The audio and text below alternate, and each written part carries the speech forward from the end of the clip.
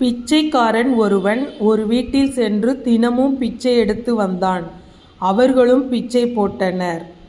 அருகிலுள்ள வீட்டிற்குச் சென்று பிச்சை கேட்டான். அவன் பிச்சைக்காரனை கூட்டிச் சென்று மீன் பிடிக்கும் தொழிலை கற்றுக் கொடுத்தான்.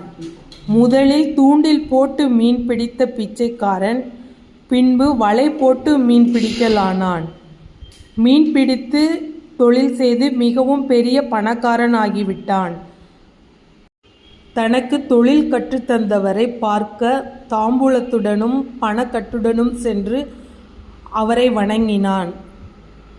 அவர் எதையும் பெற்றுக்கொள்ளாமல், "நீ நன்றாக இருப்பது எனக்கு மகிழ்ச்சி அளிக்கிறது" என்று கூறி அனுப்பிவிட்டார்.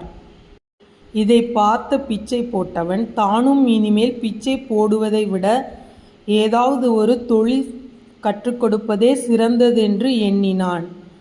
மீன் பிடித்து கொடுப்பதை விட மீன் பிடிக்க கற்றுக் கொடுப்பதே சிறந்தது.